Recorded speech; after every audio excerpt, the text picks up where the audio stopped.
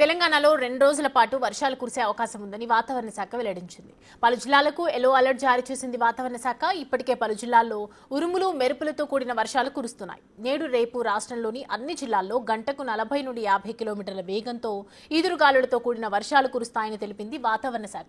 ఈసారి నైరుతి రుతుపవనాలు మే 27నే రాష్ట్రంలోకి ప్రవేశించాయి. దీంతో వేసవి తాపం నుంచి కాస్త ఉపశమనం కలిగింది.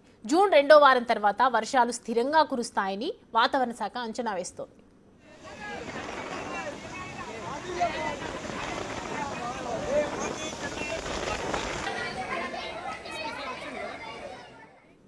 ఆదిలాబాద్ జిల్లా కేంద్రంలో భారీ ఈదురుగాలులు ఒక్కసారిగా బీభత్సం సృష్టించాయి. చీకట్లు కమ్మేసి ఒక్కసారిగా ఈదురుగాలులు వీచడంతో పట్టణంలోని జిల్లా కలెక్టరేట్ మార్గంలోని భారీ వృక్షాలు విరిగిపడ్డాయి. కరెంటు వైర్లు తెగిపడ్డాయి. దీంతో పలు ప్రాంతాల్లో విద్యుత్ సరఫరాకు అంతరాయం కలిగింది. కలెక్టరేట్ మార్గంను బారికేడ్లతో మూసివేశారు. దీంతో ఈ మార్గంలో రాకపోకలు నిలిచిపోయాయి. పట్టణంలోని ఇందిరా ప్రియదర్శిని స్టేడియంలో హాకీ మ్యాచ్ జరుగుతుండగా ఇసుక తుఫానులా గాలి దుమారం, ఈదురు గాలులు రావడంతో టెంట్లు, కుర్చీలు ఎగిరిపోయాయి. దీంతో స్టేడియంలోని హాకీ క్రీడాకారులు ఇసుక తుఫానులో చిక్కుకొని ఇబ్బందులు పడ్డారు. అదే స్టేడియంలో ఉన్న ఎంపీ గోడన్ నగేష్ గాలి దుమారం రావడంతో తీవ్ర ఇబ్బందులు పడ్డారు.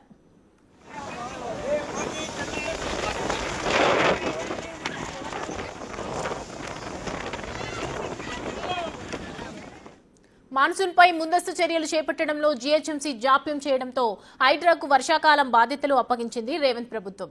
మాన్సూన్ సీజన్లో రోడ్ల మీద నీళ్లు ఆగకుండా డీస్టీలింగ్ పనులు బాధ్యతలు హైడ్రాకు అప్పగించింది ప్రభుత్వం.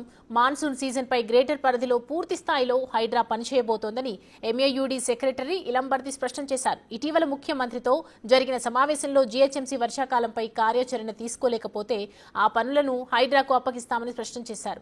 అనేక ఏళ్ల నుంచి వర్షాకాలంపై జీహెచ్ఎంసీ ప్రత్యేక చర్యలు చేపడుతూ వచ్చింది.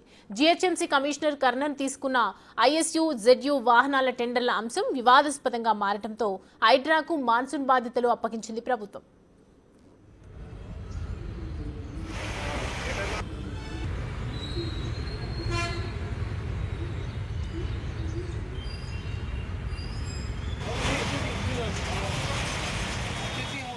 నిజామాబాద్ జిల్లాలో అర్ధరాత్రి గాలివాన బీభత్సం సృష్టించింది. విద్యుత్ స్తంభాలు, భారీ వృక్షాలు నేలకూలాయి.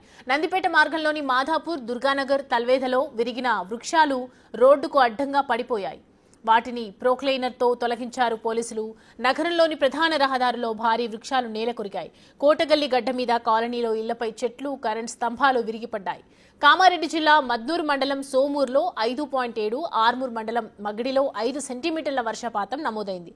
రామారెడ్డి, మచ్చర్ల, ఎల్లారెడ్డి, చెందూర్, నవీపేటలో 3 సెంటీమీటర్ల వర్షపాతం నమోదైంది.